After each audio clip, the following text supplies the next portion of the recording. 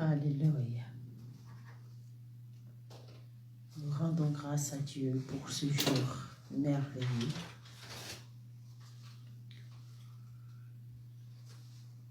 Et sans plus tarder, nous allons écouter la musique. Et en écoutant cette musique, je vous invite à rendre gloire à Dieu, à le remercier et à remettre ce temps de partage entre ses mains. Amen.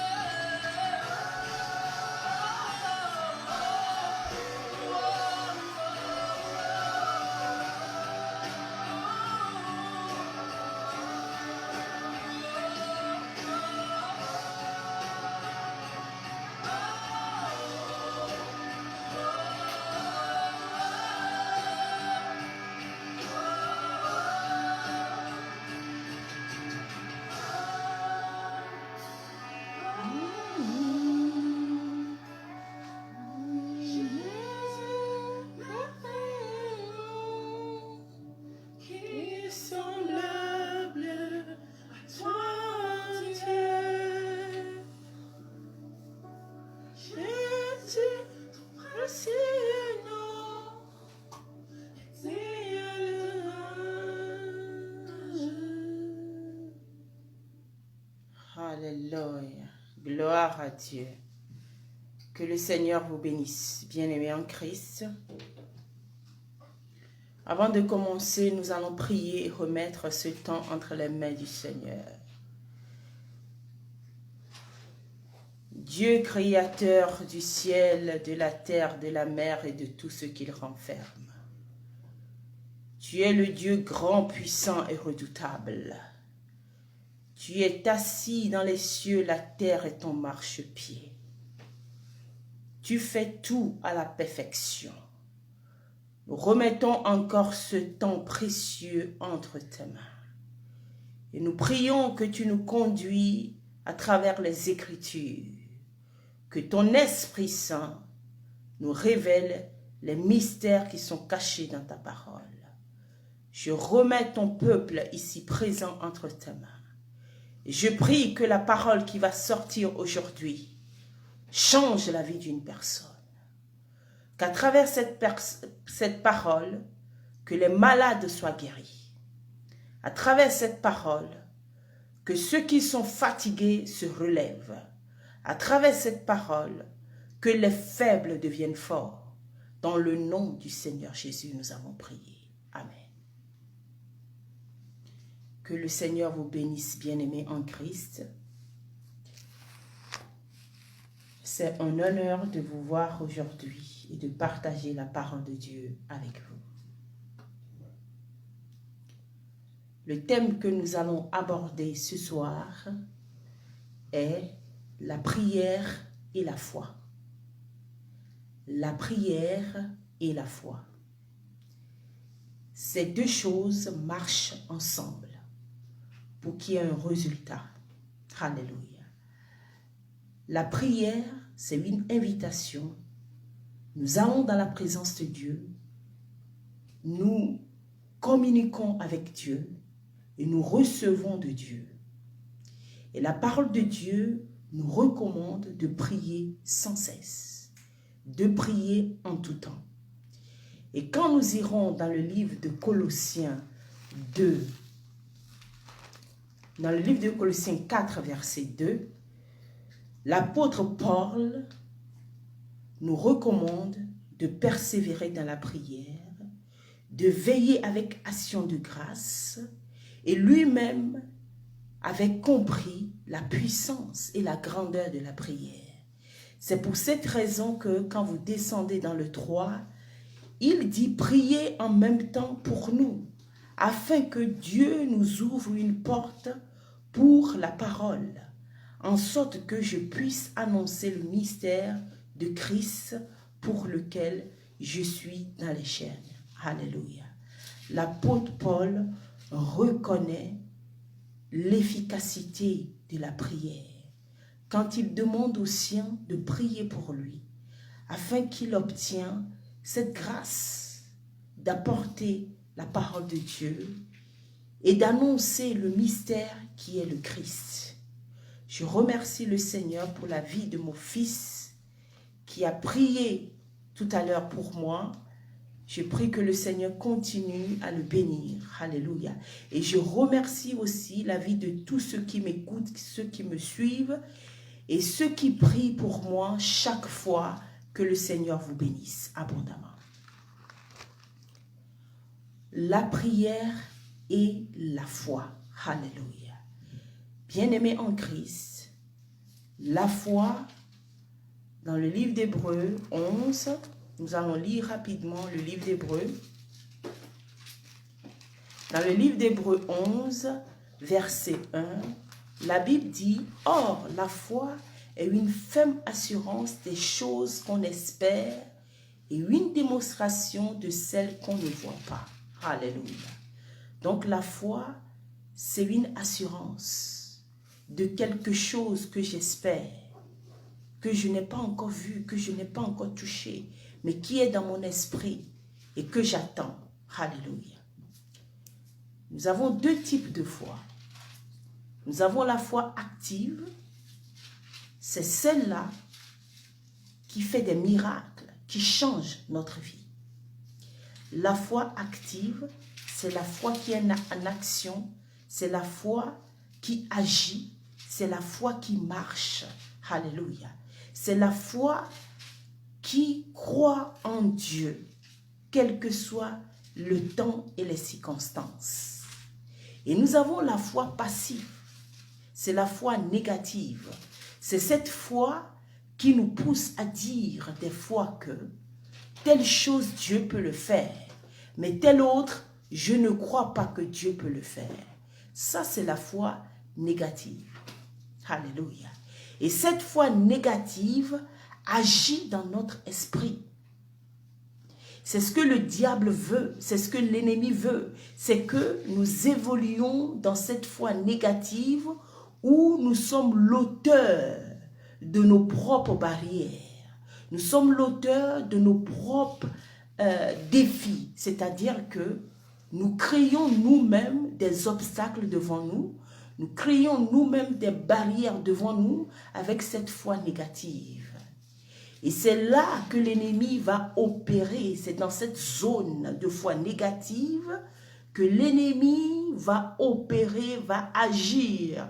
Parce que ce qu'il veut, c'est que vous-même, vous doutiez, que vous-même, vous créez cette espèce de doute dans votre esprit. Et c'est là que l'ennemi va opérer.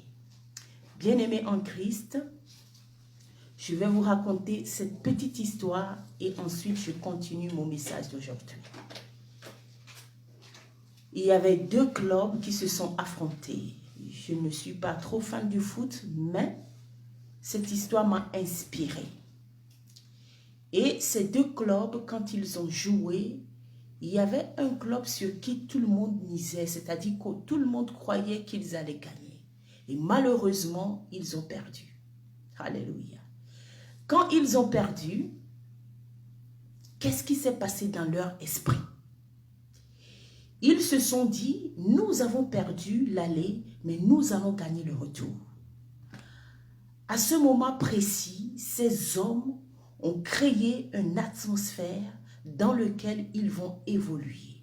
Et cette atmosphère, c'est une atmosphère positive qu'ils ont créée et ils ont cru en eux. Ils ont cru qu'ils peuvent gagner le match retour. Alléluia. C'est ce qui se passe dans notre vie. Nous sommes l'auteur de notre environnement. Ce que nous créons autour de nous, c'est dans ça que nous allons évoluer. Si nous créons dans notre esprit que telle situation ou telle autre, nous ne pouvons pas réussir, alors c'est ça qui va agir sur nous et c'est ça qui va créer notre victoire ou notre échec. Alléluia. Du moment où ce groupe de personnes ont créé dans leur esprit qu'ils allaient gagner le match retour, ils se sont mis au travail, ils se sont donnés à fond, bien-aimés en Christ, ils ont gagné le match retour. Alléluia. Revenons maintenant dans notre message d'aujourd'hui, celui de la prière et de la foi. Alléluia. La foi positive que vous développez, c'est ça qui va refléter ou bien c'est ça qui sera le reflet de votre vie. C'est ça qui sera le résultat de votre vie. Alléluia. Bien-aimé en Christ, celui qui évolue dans une foi positive, qui croit, crée en lui un esprit de gagnant, un esprit de vainqueur. Et vous allez voir que même si les gens disent le contraire, cette personne-là continue à affirmer qu'il est victorieux, quelles que soient les choses qui sont autour de lui. Et la foi positive va vous permettre de réussir là où les autres ont échoué. La foi positive va vous aider à avancer là où les gens se sont arrêtés. Et vous savez, bien-aimés en Christ, ce que vous consommez, je parle de la consommation, de ce que vous mangez. Ce que vous mangez va sortir de votre... je ne sais pas comment m'exprimer, mais ce que vous mangez va déterminer votre vie, votre santé. Voilà. Une personne qui a une bonne alimentation aura une bonne santé.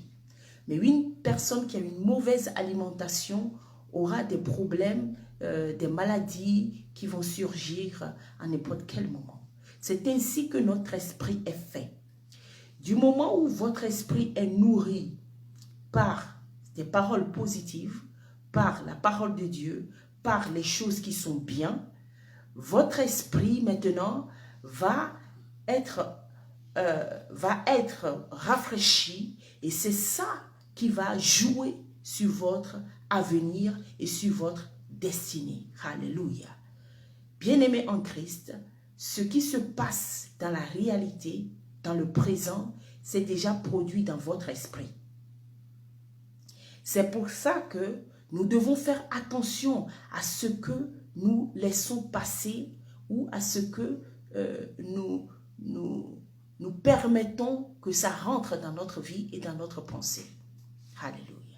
Ce qui rentre dans notre pensée, ce qui rentre dans notre vie, ce que nous entendons, ce que nous voyons, nous devons faire attention. Parce que c'est ça qui va nourrir votre esprit. C'est pour cette raison que quand nous prenons nos Bibles dans le livre de Luc 23, verset 31, Jésus dit quelque chose là-bas. Il dit, car si l'on fait ces choses au bois vert, qu'arrivera-t-il au bois sec? Alléluia. Si l'on fait ces choses au bois vert, qu'arrivera-t-il au bois sec? Le bois vert, c'est qui le bois vert? Et c'est qui le bois sec? Jésus dit que si ce qui se passe actuellement sur lui, si ça arrive à un bois qui est sec, ce bois ne pourra pas s'en sortir. Quand vous allez prendre un bois qui est sec, bien-aimé en Christ, mettez le bois sec dans le feu. Vous allez voir que ce bois va se consumer très rapidement. Le bois sec, quand vous le cassez, vous allez voir que le bois sec se casse facilement. Mais prenez le bois vert et mettez le bois vert dans le feu. Vous allez voir que le bois vert ne va pas prendre le feu. Et essayez aussi de casser le bois vert. Vous aurez du mal. Donc Jésus-Christ était un homme spirituel, préparé. Et tout ce qui passait autour de lui, ces choses ne peuvent pas arrêter sa vision, son plan et l'objectif pour lequel il est venu sur la terre. Ainsi, l'homme qui nourrit son esprit, l'homme qui crée en lui un esprit disposé, un esprit de gagnant, un esprit de vainqueur, dans les circonstances les plus difficiles, cet homme reste debout. Dans les moments les plus compliqués où tout le monde abandonne, cet homme reste debout parce que il est un bois vert.